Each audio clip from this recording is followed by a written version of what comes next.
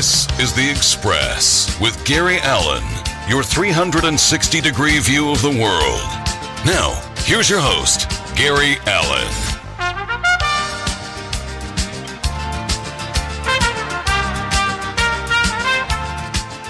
Express, Gary Allen with you, and I am very pleased to be with you this week.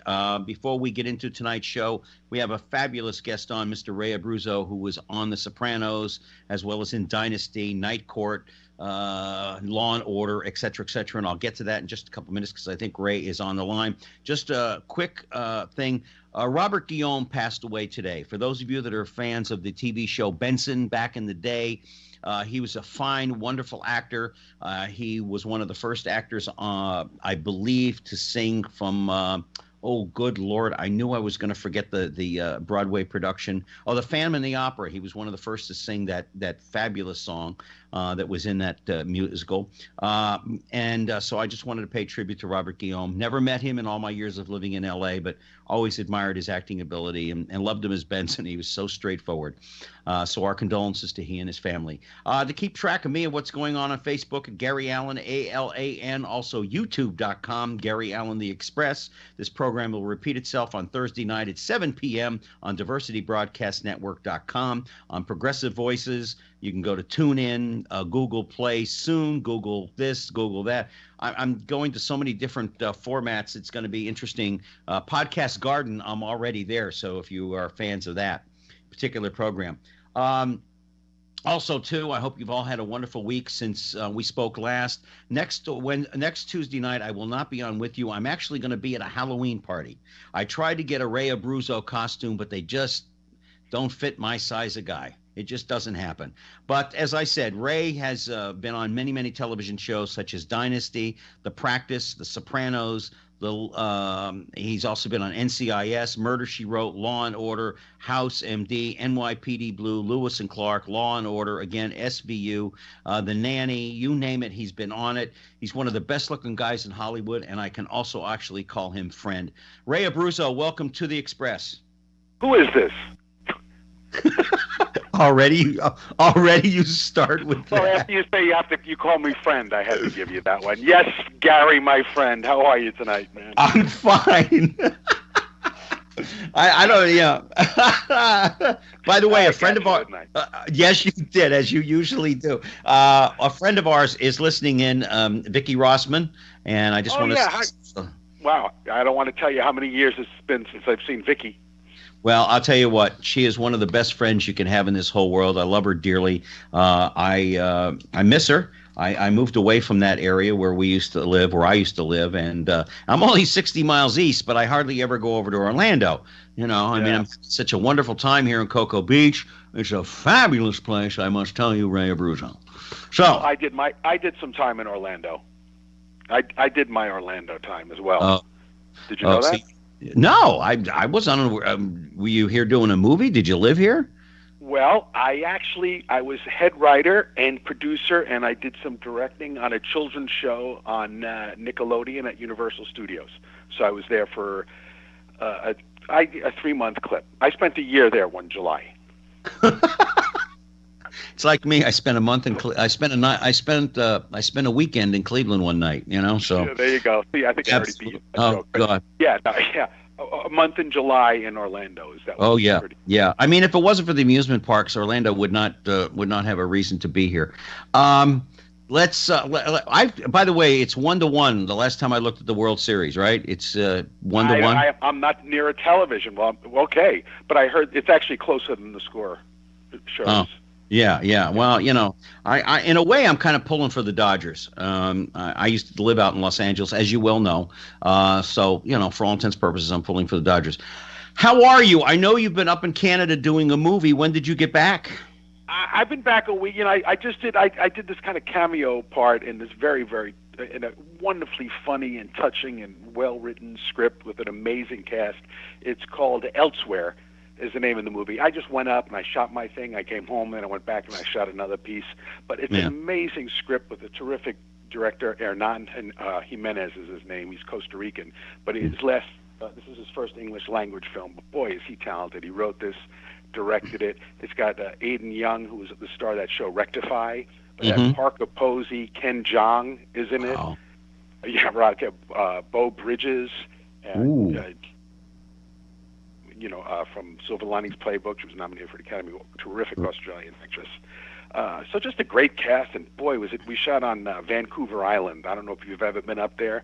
Yes. Boy, what a beautiful, beautiful part of the world, man. Yes, I saw the pictures on Facebook, and I was going to comment on them, but I just enjoyed the pictures so much.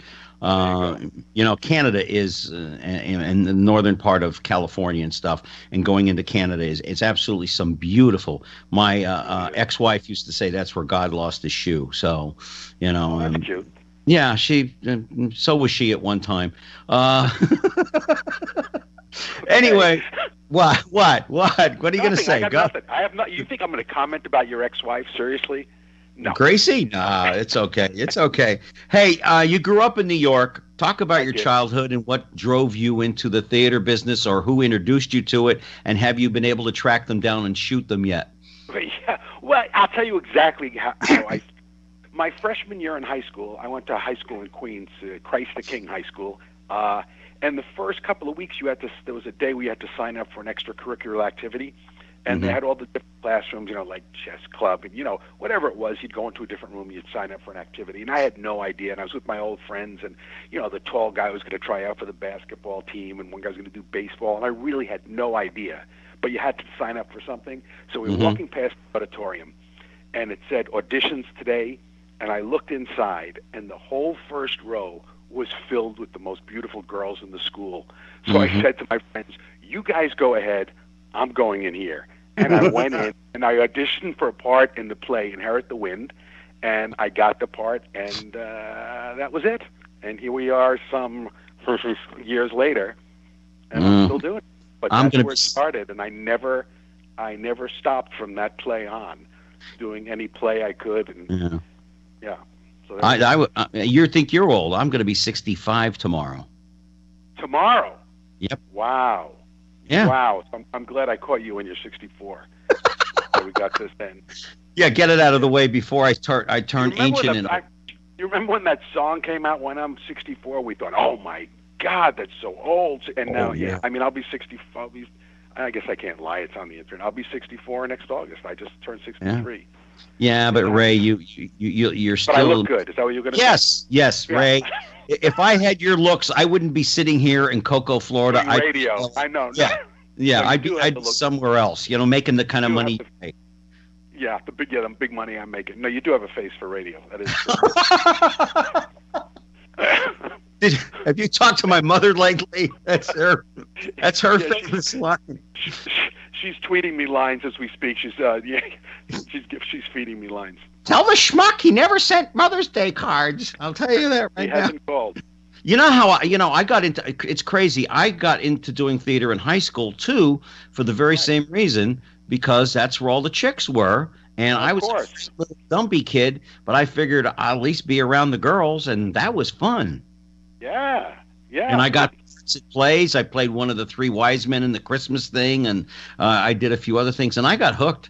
And I was lucky. Did you bring the frankincense or the myrrh? Do you remember?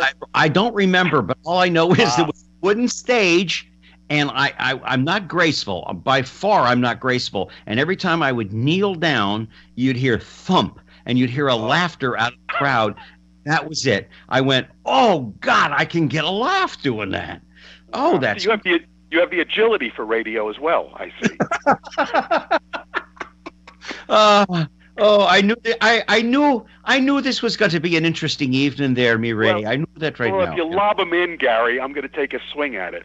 See, that's what I gave us a little bit. Listen, I gave us a little baseball analogy since the World Series is going on while I'm talking. Oh yeah.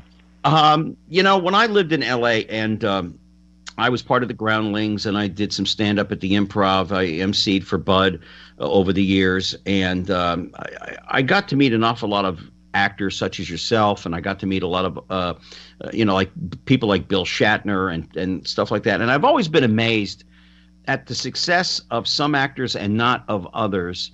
And I remember asking Shatner once, I said, Mr. Shatner, what's the difference between 5 guys that are eminently qualified as you, and you got it and you didn't? And he said, connections. He said, bottom line, it's connections, right place, right time.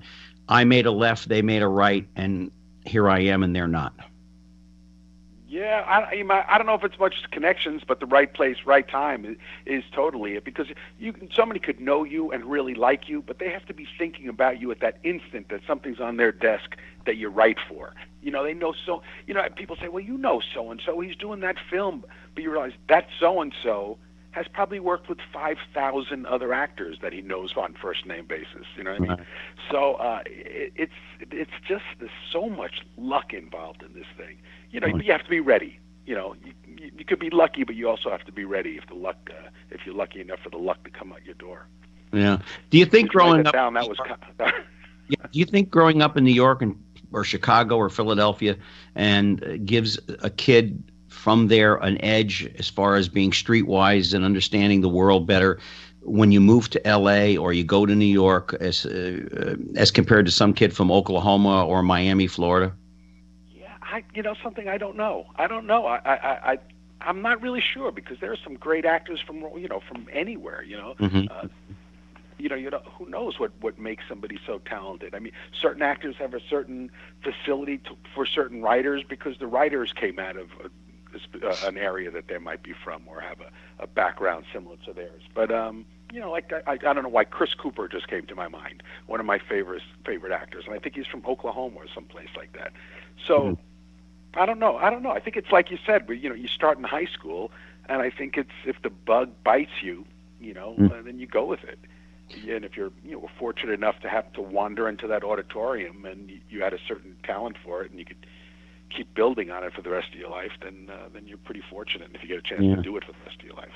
Yeah. Growing up in the business, and once you decided in high school, talk about some of the oddball jobs that you had along the way to support yourself while living in New York. Let's see. My one summer when I was in high school, I washed limousines for a living. Once I lasted one day at a job at a car wash. You had to get there at 5:30 in the morning, and it was there was like a seniority thing, and the last guy in got the worst job. So my job was wiping down the rear bumper as the cars were going in. Now, in those days, there were no catalytic converters. Remember what cars used to look like? What used to come out of their tailpipes? You'd be behind a car, and just black soot would just come out of the cars before we had regulations. I lasted about 8 cars before I passed out from wiping down in the car the fumes. So there was that job. Yeah. And then I washed and parked limousines for a while. The longest job I actually worked at a liquor store on 3rd Avenue and 15th Street for 8 years. And that was in the 70s when it was pretty crazy around there. 14th Street and 3rd Avenue was, yes. If you see Taxi Driver, the movie Taxi Driver, right? Yes. So there's the scene where in front of the Variety Arts Theater on the Bowery, where Robert De Niro first encounters Jodie Foster, and there's a couple of scenes outside there, and then Harvey Keitel is standing in a doorway. Well, that's on East 13th Street. This liquor store was on East 15th Street, literally 2 blocks away. And they didn't have to dress those scenes at all for that movie. That's really what it looked like at that time. So at that period of time, that's when I was working in a liquor store for 8 years. And then let's see, one of my first acting jobs? Yeah, I mean, what was it? Yeah, I want to. I played for New York's for New York City Opera, believe it or not. I played a female gorilla for a children's opera at Lincoln Center.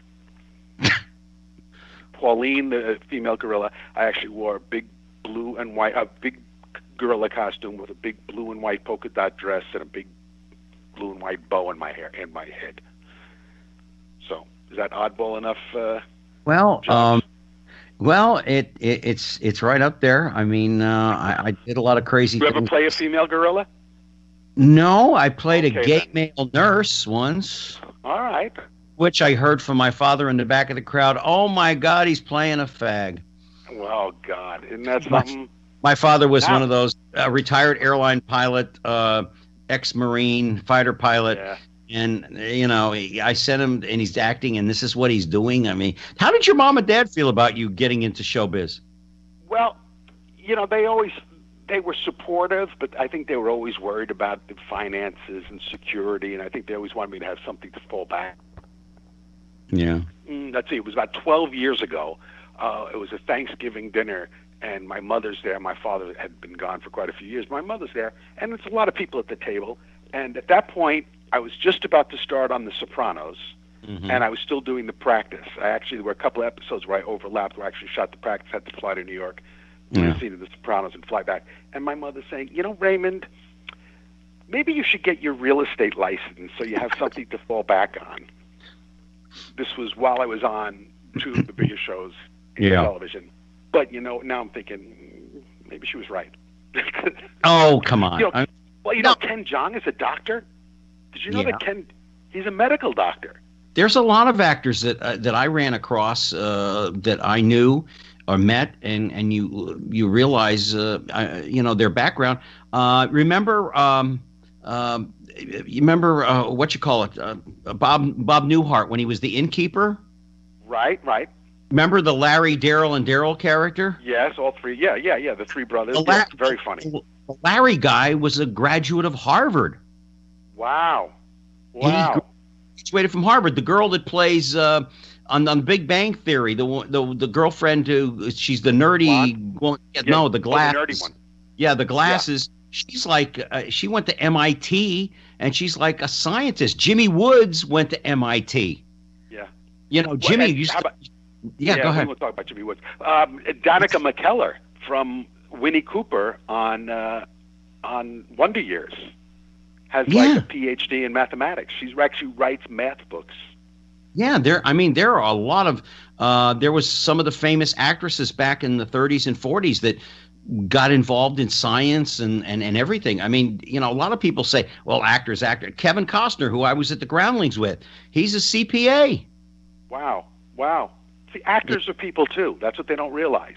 Yeah, I mean, if I had been a decent actor, it would have been fine. It's like Bud Friedman said to me, "You're a better talk show host than you were an actor." Well, there you go. That's fair. Yeah, you find that out. Yeah. Well, I found that out early, thank God. I mean, I was okay as an actor because I did Hill Street and all that other stuff that, because of gone to Carnegie Mellon and stuff and knew Stephen Boschko. But, I mean... Oh, you have a Stephen Boschko Carnegie Mellon connection.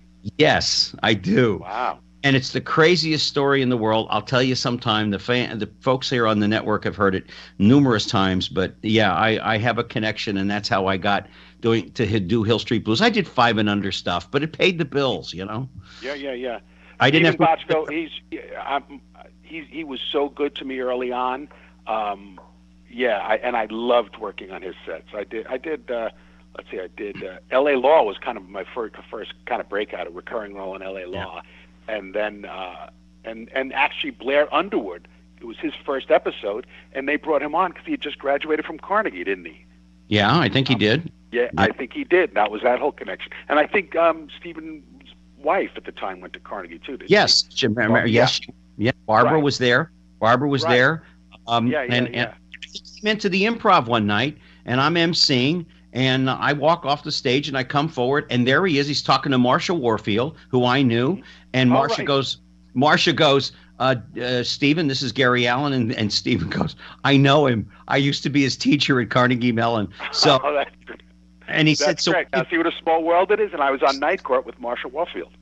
Yeah. Oh, Marsha was great. I ran into her when I was living in Vegas, and she's such a wonderful person. But she's hit some hard times, and but hopefully on Facebook she seems to be coming back, and I wish her nothing but absolute. Yeah. By the way, a couple of weeks ago, I saw an episode of Law and Order because you and I have talked numerous times. You know how I felt about Mr. Orbach. I love the man with all my heart and soul, and I wish I could have met him. But it was the last scene I caught is when you're sitting in the DA's chairs and you're looking at McCoy and you're going to prison and you're going to go to the same prison that some guy ratted you out. And I love the line, and you go, in the yard, anything can happen. And this look that was I think the line was, maybe I'll see him around the yard. That was it. Yes. Yeah. And I saw a look that was in your eye. It was like, oh, okay, Ray. Okay, yeah. I'm not gonna play with Ray too much because it's gonna be something else. Talk about some of the the breaks that you did get, like, I mean, getting on Dynasty to begin with, you're a good-looking young man, but I'm sure, how did you get through that process? I mean, it's not easy. Well, Dynasty actually came straight out of, I had a nice 5-episode arc on L.A. Law. As I played the Flying Gianelli. I was an associate in the firm that was having trouble passing the bar, and if I failed the bar the third time, I had to go back. That kind of went on for a couple of episodes, that I had to go back into the family business, and they just assumed that it was the mafia, right? But it turned out I came from a circus family, and if I failed the bar, I had to go back in and get shot out of a cannon. That was from the Flying Gianellis, and which was actually a family that Barbara Bosa knew. I think it was based on people that she actually knew. She knew a circus family, and that's how they came up with the story idea. Yeah. But it was because of that arc on L.A. Law at its peak, I think it was its second season, that the producers from Dynasty knew me, and then they called me in. But I had to read like everybody. I read like 5 times.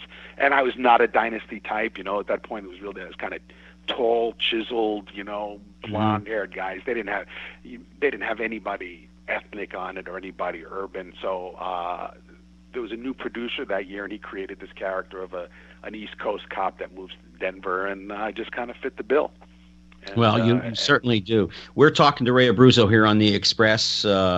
He's one of the best actors around that I know of. You've seen him on The Sopranos. You've seen him on Law and Order. You've seen him on Dynasty. And there's probably aren't too many women in Hollywood that don't give you your... How many run up to you and give you their phone number? You let me hold back. Get back. I'm on the phone. I mean, one of the people I work with said, "My God, the guy is."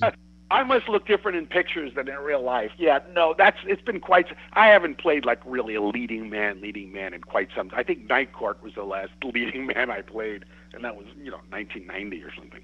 That was a funny show. Yeah. By the way, one of the actors that was on L.A. Law that also went on Law and Order was Dan Flerick. Oh, right. Yeah, I know Dan. Yeah, but boy, did he break out beautifully on that show. He ended up doing so much of that Law and Order stuff. Yeah, I did something else with him. I don't remember. Maybe he was on The Practice. I think I arrested him on The Practice. I arrested everybody on The Practice. Well, it was like a friend of mine who was a New York actor, and he said, "Gary, if you're worth your grain of salt, everybody got on one or the other Law and Order at some point." Yeah. I mean, you go to a Broadway show, you look in the credits, you have to really strain to find an actor that doesn't have all 3 Law and Orders on their resume, on their bios in a Broadway show. You live in New York. Yeah. What was your transition like for you from New York to L.A.? It was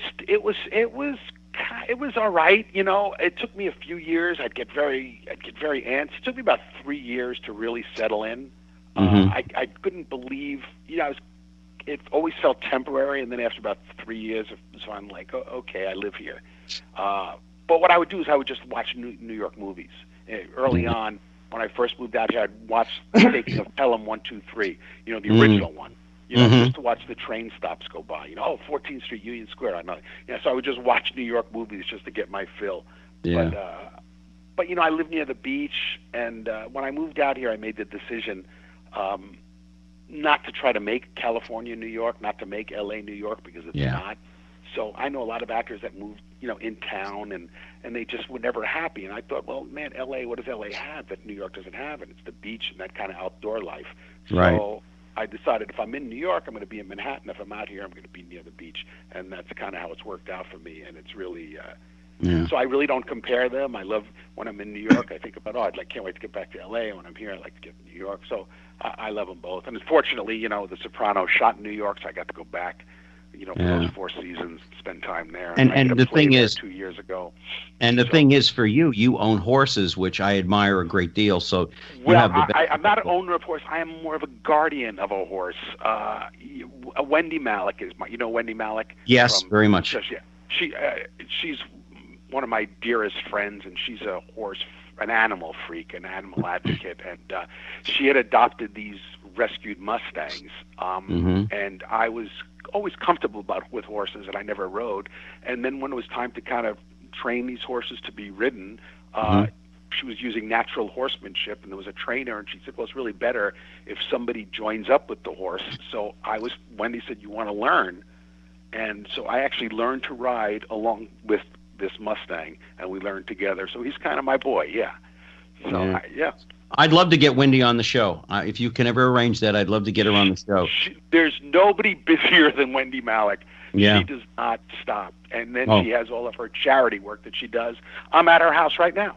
I'm sitting at her desk this second because she's off raising money for the Wild Mustangs. Her and Betty White. They never stop moving. Oh, my God. By the way, Betty White finally, or what you call it, Redford finally found out that Betty White really has a thing for him, and he says, I'm a little too old for her. She's a hoot. I mean, I've met her here because of Wendy Hot in Cleveland with her. I've met her, and I did a couple of episodes of Hot in Cleveland. Yeah. I was fortunate. I don't know if you go online and look, Betty White's 92nd birthday. They did a flash mob for her. She has this thing about Hawaii. She loves Hawaii. Mm-hmm. So her assistant does a hula dance for her when she arrives on the set every day. Ooh. So on her 92nd birthday, she pulls up in a golf cart, and her assistant's outside her room doing a little hula, and all of a sudden, a flash mob. The entire studio has a choreographed flash mob for Betty White, and they shot it with like 5 drones and cameras. Just go on YouTube and look up Betty White. It's spectacular. She's just so amazing at 92. She hasn't lost a step. On that show, I had a thing because I knew Kelsey Grammer when he lived in Fort Lauderdale. He was a surfer dude. Really?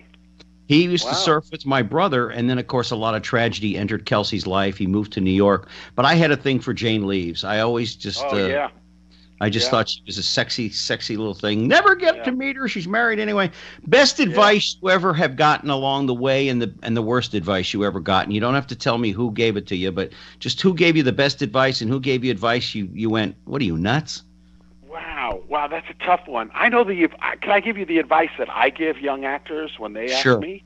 Other than go home? I do tell a lot people ask me, Ray, why don't you teach? You're so good with young actors. And I'm thinking, because if they don't have it, I would just say, you have a family business.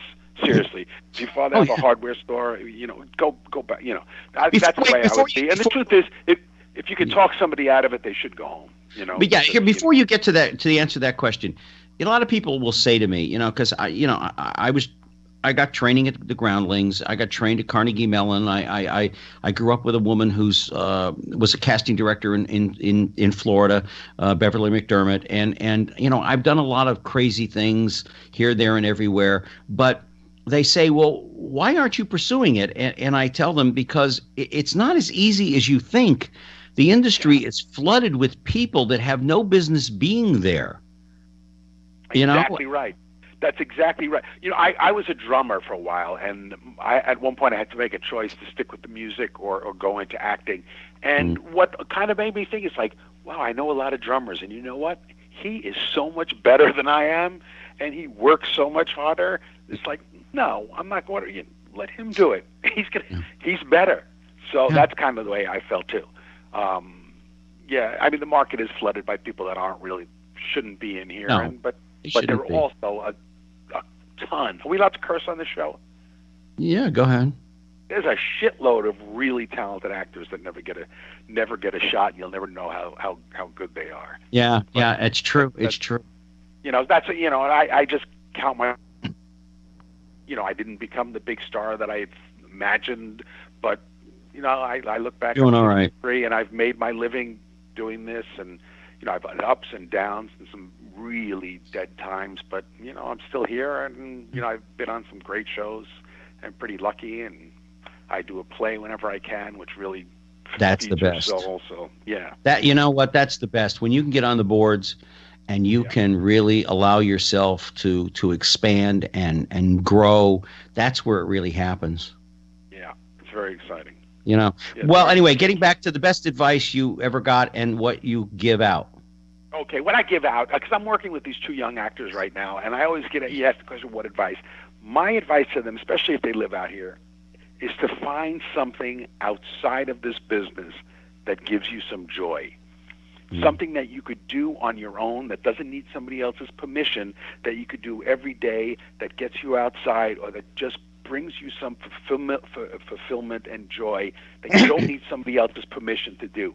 Because if you're a musician, say you're a songwriter, and you get an urge at 3 o'clock in the morning, you get up, write a song. If you're a painter and you feel inspired, you paint. But an actor, you need somebody else's permission to just do it. It's like I'm not going to get up here and do a monologue, in the room by myself, all I've been known to. Or otherwise you go crazy. You really go crazy unless you find joy every day outside of this business. I mean, when I grew up, people used to think, no, you have to be at it 100%. You can't think about anything else. I'm thinking, no, that's not right, because to be a good actor, you have to experience life. And if you're only thinking about this, then you're not experiencing life, which you're going to need to draw on. If you stay as an actor and you're working later, you need to have lived a life. So yeah. I mean, it's unbelievable. We're talking to Ray Abruzzo, who you've seen on The Sopranos, you've seen on Law and Order, you've seen on The Practice, you saw him on Dynasty. You're also on the Express with Gary Allen here, and my dear friend. Talk about some of the actors that you have worked with. I know James Gandolfini and you were close. Your Goombas. Talk about some of the other actors you've worked with you've thoroughly enjoyed. I know that when I worked on St. Elsewhere, I learned a lot just watching William Daniels work. And I said to Ken Howard once, I said, I went over to him one day after about 2 weeks of being on St. Elsewhere, and I said, Mr. Daniels, he said, yes, Gary. And I said, I want to thank you. I have learned more from you in the last 2 weeks than I ever have from any acting teacher in L.A. And he says, well, of course, dear, you've been watching the best. And they were both SAG presidents. Yes, and right? Yes, and Ken said that's Bill Daniels. That's Bill Daniels. As a matter of fact, on St. Elsewhere is where I met Caruso. He was the head of the Shamrocks. Who, David Caruso? David Caruso was the head of the Shamrocks. One of the gangs on Hill Street Blues, rather. Oh, that's right. That's right. Yeah, St. Elsewhere. Yeah, right. Hill Street Blues, right. Yeah. But anyway, talk about some of the actors. But then you had Dennis Franz. Oh, my Chicago buddy. He's one of those actors. I mean, I did an episode of NYPD Blue, and all my scenes were with Jimmy Smits and but if Dennis came onto the set, if he was anywhere, he wouldn't leave or come in without walking onto the set and saying, "Oh, good morning, Ray. Thanks for being here. Nice to have you on the show." He was such a gentleman. You felt like, I belong here. So everybody does their best work because they create that atmosphere. So to answer your question about actors that you really admire, those are the ones, and it's usually the guys that worked really hard to get where they are and maybe came to it later in life, and because they really appreciate it. And to me, those are the actors, the ones that realize that you were all there.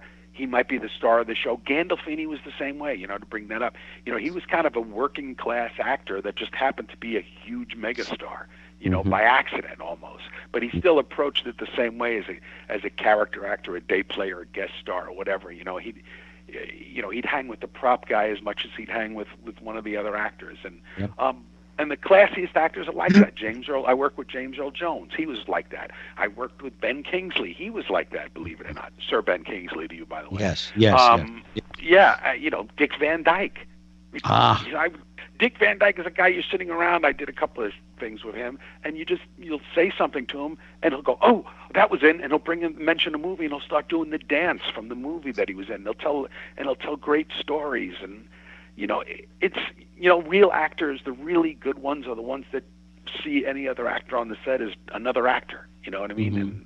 And they treat you as an equal, and you're all there to, whether you have one line or the whole thing, you're all there to make the best show or play or whatever you could do. When I first got to L.A., I used to go down late at night to a place on La Brea called Pink's. I know you know it well. Oh yeah. And I don't go there, but. Oh, I couldn't go there now either. But but back in the day, you'd see Carol Burnett there. You'd see Harvey Korman. You'd see all those actors, and I would sit and I would talk to them. And I Mary Tyler Moore was there once with the entire cast. And I remember I was sitting there and I was talking to oh my goodness gracious, the gray-haired gentleman who was the newscaster on the show. Ted Knight. Ted Knight. And I remember him saying to me, he says, because he saw me numerous times, he'd say, "Remember, Gary, be nice, be humble, It gets you a lot further in this town than thinking that you can just open the door and here I am. And, it was true. It was very true.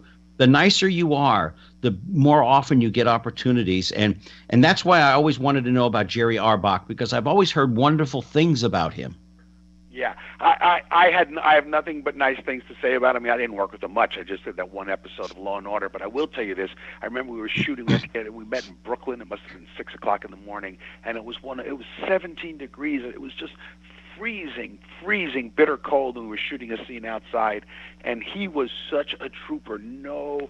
A lot of times actors at that thing, they'll just have their stand in there, do the off-camera stuff, or, but he was just there, freezing with the rest of us, and he was just an actor's actor, Yeah. Spencer but Tracy. Also because people that come up from the theater, they kind of get that too, because in the theater you do it all, you work crazy hours, and you just there's no time for any kind of. Yeah, he was just. I just loved to watch him work, and I was so sad when he passed.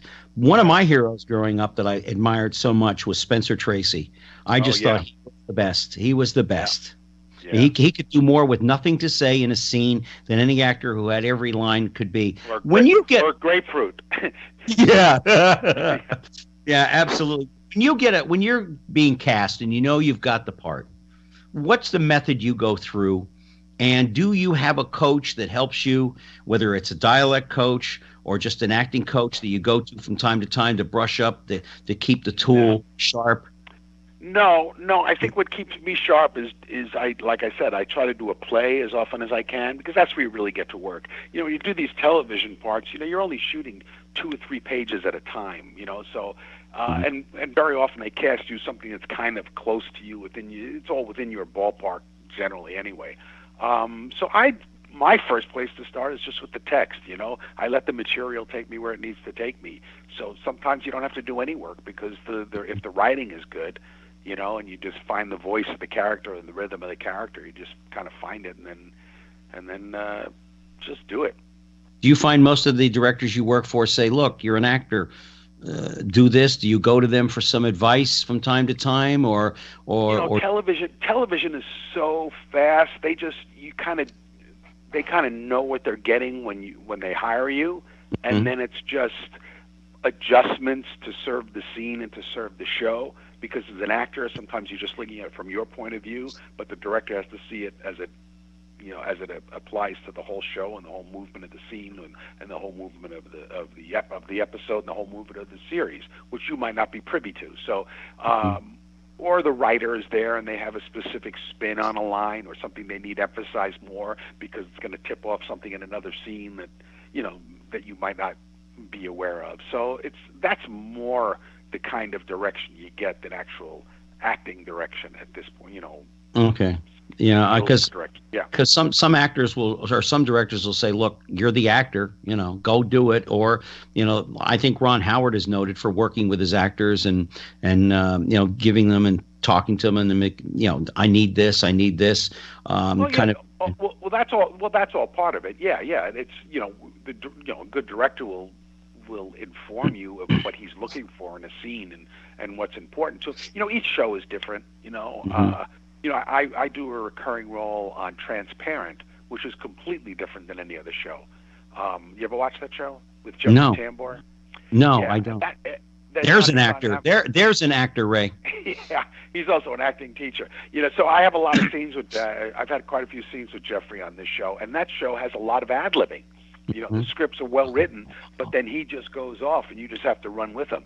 But there's a lot of discussion on that scene, on that show about the movement of the whole episode, the movement of the whole season, and what they're trying to say as a show. And even just as a guest star for a few episodes, they really pull you in as you being part of the whole the whole thing, the whole message, and the whole point of the show, which is really it's quite rewarding because it's really a terrific show, well acted, well written, beautifully directed. Would it be fair for me to say that a good basis of improvisational training is well worth its time? Well, it certainly can't hurt, Because basically what you want to do in any kind of acting, and certainly with improv or even comedy or even just a conversation, is kind of break down the time between the stimulus and the response. You want to just be able to respond quickly, whether it's emotionally or even if the lines are written and not improvised. Your emotions and your response have to be equally as spontaneous as a quick-witted person that's improvising, except you're doing it with a written text. So I think the skills are actually very similar, and certainly can't hurt to be quick on your feet. I had a great time at the Groundlings. I learned so much about myself, and of course, having Saget and Cosner in my class and Barbie Benton probably didn't hurt matters any either. There's a trio. I'm always amazed at trios. I'm always amazed at like roommates, people that live together, or people that started together, and it's like Wally Cox and Marlon Brando. Oh God. Right, they were roommates, right? Roommates. Am I right? I think. Yeah. And Al Gore and Tommy Lee Jones were roommates. Yeah. Robert Duvall, Dustin Hoffman, and somebody else huge, also an Oscar winner. All were roommates together at one point. Gene Hackman. Gene Hackman, right? Can you imagine Gene Hackman, Dustin Hoffman, and Robert Duvall were roommates? I mean, that's just, as young actors, to me, that kind of stuff just blows my mind. I think sometimes people meet each other and they grow up together in the business, whatever business that is, and sometimes fortune just hits it right. Is there a role? That's a pretty unusual threesome of roommates. We had Academy Awards. We had fun at the Groundlings. I mean, the minute Saget hit the stage, Costner and I both said, that guy's got more talent in his pinky finger than we have running through our whole bodies. I mean, Bob is he's just an exceptional actor. Is there any role that you see out there from the past to the present, a remake of something, a role that you would like to do, whether it be on stage or in front of the camera, that you'd like to put your footprint on? Well, it's hard to say in front of the camera because I'm not really too much into remakes of films and things. But for theater, I always like to. I think I'd like to have a shot at Teach from American Buffalo at some point. Right now, I'm working with two young actors. You know the play Orphans? No, I'm not. Lyle Kessler. It's a great three-person play, and I'm working on that now. And when I look at, and I just thought it was funny. We were just talking today about people that have played this role of the older guy in it, Harold, who I'm playing. I mean, it was originally done by John Mahoney, since you were talking about Frasier. He originally did it, but then it was done by Alec Baldwin. Did it on Broadway last year or the year before. It's the amount of different actors. Gary Cole has played the role. Gary Cole, yeah. Yeah, he's a terrific actor. A good guy. I'm doing a role now in this show called Orphans, which is it's a great role, and a lot of great people have done it. But in theater, you're more likely to find a role that then you could maybe do later. Yeah. I always wanted to be in Spamalot. Oh, you're perfect. You were born to be in Spam. I don't even know what that means. Yeah, no, you were born to be in Spamalot. I just think like the guys at Monty Python. I just have that sick sense of humor that just. And you look good in period costume stuff. Oh, pretty much, yeah. You should see me in heels. Costumes like that really cover a myriad of flaws. And when you look like everybody knows that chainmail really covers up that extra. If you have like a little spare tire on your waist, chainmail is very slimming. It does it. It worked for Hyde Pierce. It worked for him unbelievably so. He's already to begin with, David Hyde Pierce. He's a talented guy. Oh yes, he was in the original cast of Spamalot. Yeah, I saw him in it. Yeah. But I mean, he was just absolutely unbelievable. Talk about, we hit on it a little bit earlier. This is The Express with Gary Allen. We're talking to Ray Abruzzo, the wonderful actor who you've seen on many, many television shows and movies. We hit on acting earlier. Talk about pitfalls of the business that you've seen. There are a lot of kids. When I was out there, I became friends with Tony Guiliano, who was on General Hospital for a while. And I remember I remember he said to a group of students at a high school or someplace, I can't remember where, I wasn't with him, that he said, some of you who are in this room are never going to go anywhere. One or two of you may, so you better pick out another profession. The streets of LA are hard and rough and tough. And if you're not ready to, if you don't have a thick skin, you just go on back home to Oklahoma, wherever. I mean, he was being pretty rough, I was told. Right. But talk about the pitfalls and what you've seen from a lot of actors, because there's boatloads of them coming in every day and probably boatloads going back home. Talk about that a little bit. Well, if I look back on guys that I came up with or were working when I first started, that maybe I saw on television when I was just trying to get started, they maybe my age, but had already got a little break, and then I look back now and they kind of disappeared. But even though I look back at a lot of them, it goes back to what I was saying before about finding something in your life that gives you joy outside of this business. Because if you're putting all your joy eggs in that basket, you're screwed. Because if you're just waiting for someone else to hire you to give you joy in your life and nothing else is going to make you happy, you're going to be a miserable son of a bitch, and you get very bitter. And if you get bitter, you get ugly, and then who the hell wants to work with you? Yeah. So I just know a lot of guys that started when I did. They got bitter. They just got really bitter. So again, I go back to find things that make you happy outside of this. And it doesn't mean you're not concentrating on your acting. It doesn't mean you're not giving your 100% to your career. But you just you got to take care of yourself. And so it goes back to what I said before. Yeah. Yeah, a lot of the kids. One of the biggest pitfalls is not living your life. Yeah. And that's important because you can lose yourself along the way. I mean, I have a friend of mine who's on The Young and the Restless, and I said to him, what are the young kids coming on the show like now? He said, well, some of them have deep credentials. They've been acting since they were little kids.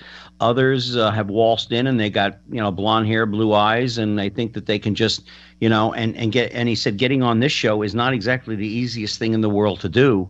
And my nephew's out there. He's been on Full House forever in the day, and he finds it tough finding acting gigs when he's not doing Full House or Fuller House or whatever they call it now. Yeah. It's a tough business, and the competition is unbelievable. Like, I didn't know that the guy that played Raymond's brother on Everybody Loves Raymond, Garrett, the tall comedian. Brad Garrett. His uncle was Milton Berle.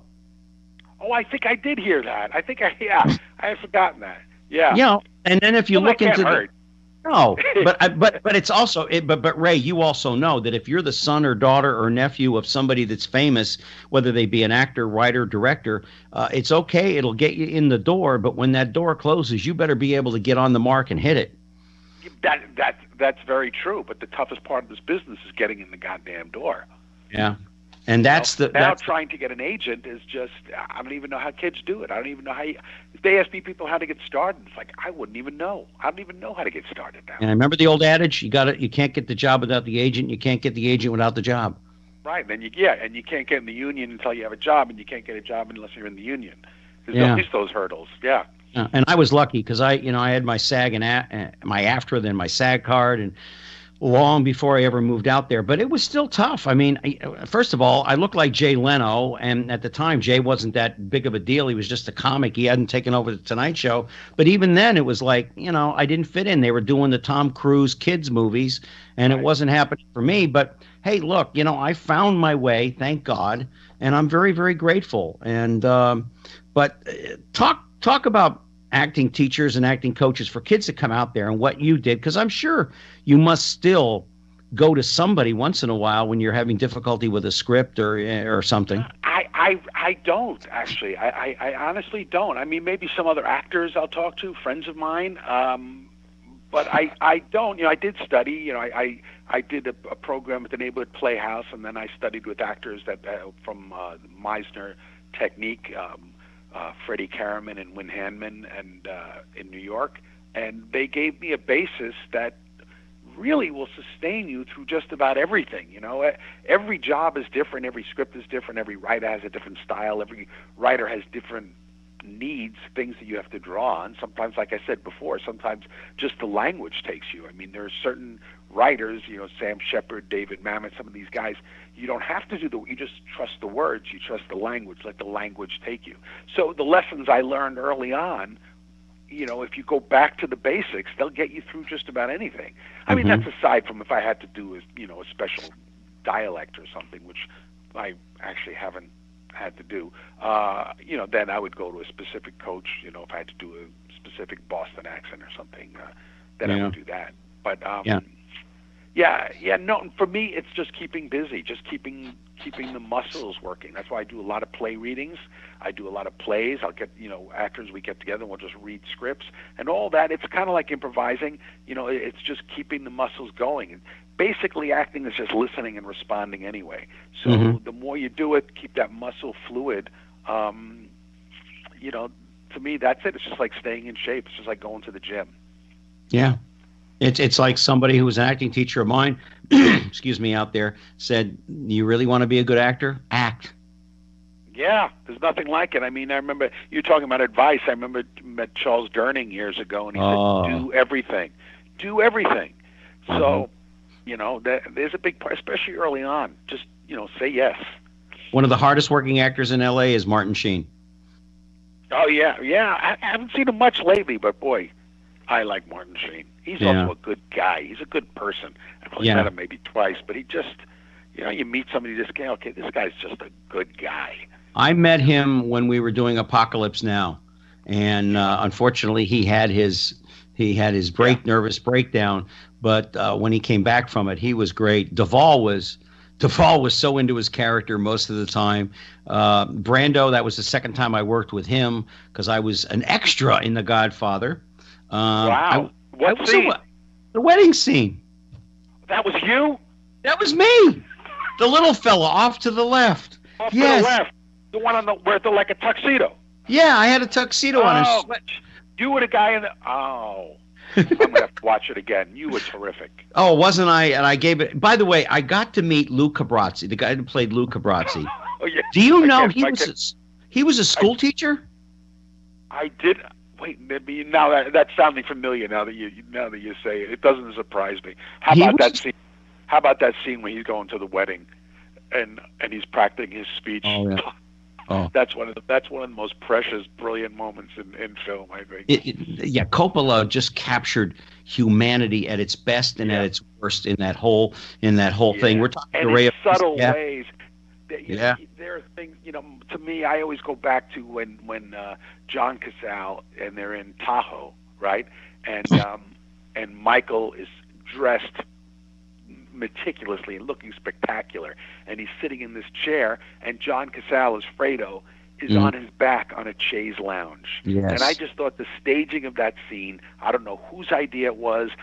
Something tells me it was John Cazale's, or maybe it was Coppola. But the point is, it made him so vulnerable, and Michael was so powerful sitting the way he was sitting. And even when Fredo tries to express himself and show his power, he's on his back like a turtle trying to stand up. Remember, I'm smart, but he can't because nobody could get out of a chaise lounge gracefully. No, you just can't. So that's the kind of genius that I. The late John Cazale, he was a magnificent actor. We're on the Express with me, Gary Allen, along with my good friend Ray Abruzzo, who you know from Dynasty, The Sopranos, etc., etc. The Dodgers won, by the way, 3-1. Nice. Now you're lucky the Yankees weren't in this, or you'd be talking to yourself for an hour. That's what I figured. Just so you know. Well, it was either the Yankees or the Mets. And hey, listen, if the Phillies ever get back in there, I'm not doing this show anytime soon. Phillies. Yeah, the That's Phillies. a baseball team? Hey. Hey. Lady. I got to know Jerry pretty well too. Did you? I unfortunately, a buddy of mine, I did a movie with him called Hardly Working in Fort Lauderdale. It paid a couple of bills, and that's about it. I'm not even. I think I have a credit in it, but I'm not even sure what. I had one line. As a matter of fact, Costner used to be mad at me. It was me, the guy on the right. I was on the right this. I was in the tuxedo on the right, but Costner was always angry at me because he loved Paul Newman. And you can see that. I mean, that's obvious. Yeah. Yeah. And I was the waiter or the bartender in Absence of Malice, and all you see is my back in bartending thing. And my line is, "Do you care for anything more to drink?" And that was the end of that. And I'm in and I'm out. It was quick. And he was asking me questions like, "What was Newman like?" And I said, "Kevin, I only got to work with him for like 5 minutes. I didn't really get to know the guy." But he got to know him certainly better than I did. Did they do something? What did they do together? Did they? They did a Western. Did a Western together. Kevin he's better. He's like Tom Selleck. He should stick with Westerns. Although. Well, he's an amazing horseman. Yeah. Sometimes I watch Dances with Wolves, even with the sound off, just to watch his riding. And the Indians and that. He almost got killed in that one scene where they were herding the buffalo. Yeah, I know he's doing all his own riding and shooting and no hand. I mean, he's an amazing horseman. He was when I was in Chicago in the Attorney General's office. He was there filming the Untouchables. I got to go down to the set, and they weren't going to do anything as far as letting me on. And I said, "Well, would you give this message to Mr. Costner?" And I just wrote on it, "Groundlings," and he comes walking out and he says, "I figured it was you. Come on in here." So I got in there, and he came home and he had dinner with my wife and I. And my wife, I don't think she had anything for dinner. She just kept looking at him. I don't know. Yeah. I quit staring at him years ago. It wasn't doing much good. It's so funny. I've never even met him, but I just don't think of him as a Groundlings kind of guy. It's pretty. He went there, and when we would take our break, Saget and I would go across the street to grab a soda or something to eat, and there'd be producers waiting in their cars to talk to him. Wow. And the only thing, his claim to fame at that time, Ray, was he was Don't tell me. I'm going to tell you.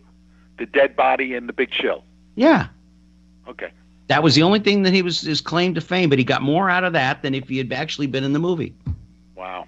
And he even admits that to this day. He'll tell you, I got more mileage out of that and helped me get my stuff. But he's phenomenal at what he does as a director. Yeah. He's one of the nicest, quietest gentlemen you'll ever meet in your life. I've never heard anything but that. Yeah. We've got a couple of minutes left. When you look I have nothing else to say, though. I'm done. Okay. Okay, go ahead. We're going to do this again. Only this time we'll do it funny. We won't do won't straight next time. When you look back, Ray, on your magnificent career in your life, who was Ray Abruzzo? Oh, I don't know. I think he's a guy that has a lot of friends. I have a lot of friends, and I a guy that just stuck with it. I think I just stuck it out. And it looks like I've done a lot of stuff, and then you look on it on one page, and it's like, wow, he's been on a lot of TV shows. But when you spread it out over 40 years, there's a lot of big blank spaces in there where it was really tough to 29 movies. 29 movies and TV shows. How many? 29 movies and TV shows. No, there's more than that. Well, How many? But that's what 29. No, there's 70, 75. You're crazy. No, but I mean, this is the list that I got. It was 29. You know. You probably looked last week. Now it's 75. I had a very busy week. No, I've done more. You're the guy. Were you the guy in the middle or on the left? That's what I want to know. Every one of mine, I have lines. Anything you see on mine, there are lines. No, I don't have lines. Some guy in a tuxedo. Hey, I look good in a tuxedo. I actually do look good in a tuxedo. Yes, you do. Yeah. Yes. Now, my producer wants me to ask you, remember the show or forget about it? Ask him if you remember this show or forget about it. Okay. What's the show, EW? Anyway. What's the show? Oh, my show. Oh, will you remember this show, my show, or will you forget about it? He's already forgotten about it. Yeah, I was going to say, what show is that? Are we on a show? This is a show? Oh God! Oh, next time we're going to do it straight. We're not going to be, we're going to be funny next time. We're not going to be so straight. I love you, my friend. I will remember this show for the rest of my life. No, you'll remember this show. until it takes you to hang up. I'm still talking about it. That's how long it stayed with me. I'm verklempt with all this. It's like I'm also revved up. We have been talking for the last hour with my good friend Ray Abruzzo. He is fantastic. I thank you so much for taking the time to join us tonight, Ray. God bless you. Pleasure. I want to have you back. And if Wendy can ever find 5 minutes in her life, I'll even put her on my local show here in Cocoa Beach. I'd just love to get her on because I think she's such a super, super talent. She is a super talent, a great person as well. And I want to talk to her horses and stuff like that. But Ray Abruzzo, thank you from the bottom of my heart. I will be in touch in a couple of days because you still owe me a picture. The one on. I didn't. Okay, you know what? I need an assistant. I need people. Okay. I'll have your people call my people. If they get along, we'll tell jokes to each other. You got it. All right, man. Have a good one. Ray, good night. Thank you so much. Thank you all very much for listening to this edition of the Express. I've even lost where I am at the moment. Gary Allen, I've been with you. I thank you all very much. You can catch me on YouTube. You can catch me this show Thursday night at 7 p.m. on diversitybroadcastnetwork.com, progressivevoices.com, iTunes, Google Play before too long, TuneIn, you name it. It's all going to be there as soon as we get the package done. But I want to thank you all very much. Next week, I will not be with you. I'm going to be at a Halloween party. I don't know what I'm going as yet, maybe just as myself. That's frightening enough.